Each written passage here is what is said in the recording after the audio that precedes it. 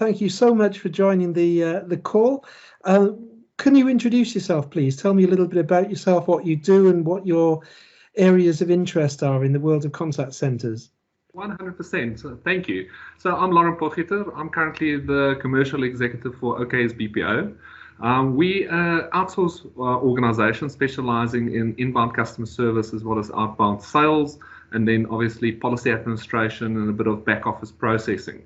So mainly focus, if I say specialization, that is call centers end to end, inbound, outbound, as well as then back office. Okay. And how have you seen your world in BPO? How have you seen that change and develop over, say, the last few years? You know, accepting we've had COVID as well, which has probably given you a lot of challenges, but also some opportunities. How are you seeing the whole BPO offering changing and adapting to new customer demands? Yeah, so I think that the BPO industry is a fast-moving industry. If I say fast-moving, it changes like technology. And the reason why I say it changes technology, like technology, is the BPO environment is mainly enabled through technology. So, for example, traditionally, people would like to speak to people, to have an account balance inquiry. In today's life and age, everything moves towards digital. So it's robotics, and they want a more experienced individual sitting at the back end where they want to phone in order to resolve bigger issues, not necessarily the smaller stuff, if that makes any sense. Absolutely. No, it certainly does. So in terms of 20 years ago, if I joined your organization as a call center advisor or call center agent, I would be taking calls 8 hours a day, and I go home and I come in the next day and it would be much the same. Today, the variety of opportunities for me as an advisor, in a sort of role family, could be web chat, it could be collaborative browsing, it could be answering SMS text messages, and it could be all sorts of things. And you mentioned robotics. I mean, robotic process automation is something that is becoming quite big, but somebody needs to sit there and create the steps for the robots to follow. So there again, you're starting to see opportunities in a whole new field of technology that a call center agent with the right experience and a little bit of training can actually move into that area. Is this something that you do? I think you're 100% spot on there, Peter. If you look at the traditional call center agent, was call taking, putting the phone down.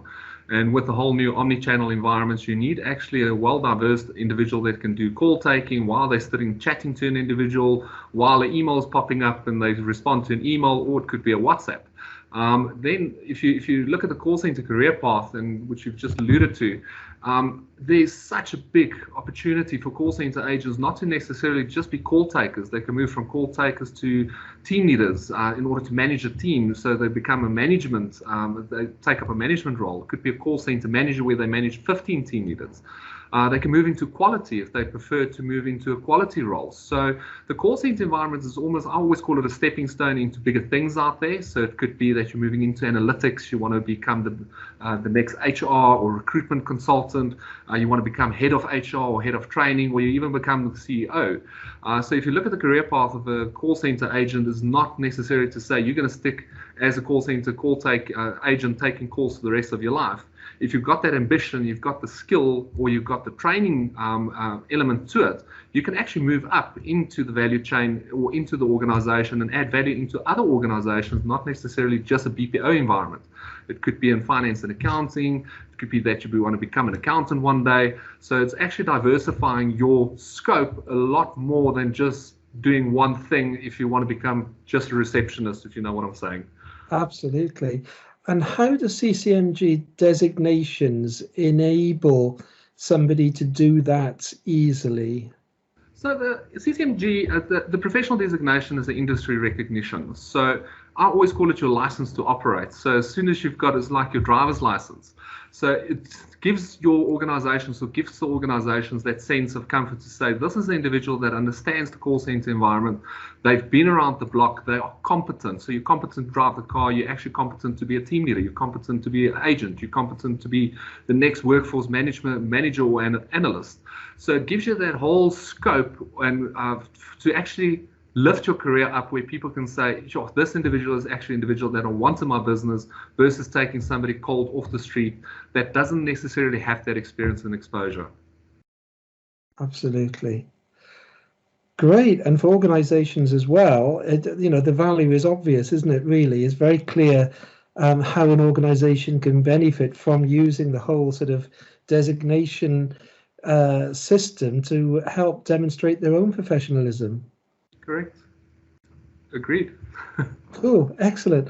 Well, Lauren, it's been a delight talking to you. Thank you so much for your time today. Really good insights, and I hope to engage again, in particular about things like robotics, because I think there's a lot of stuff there that's happening in the industry right now that that is very interesting to talk about. Oh, for sure. And I think we can go on for ages around that to curb the whole thinking of robots is going to take over the human race and our jobs, which I believe is not the case. No, I don't think it is either. Okay, well, thank you so much. Thank you, Lauren. Take care. Thank you, Peter. Bye-bye. All the best.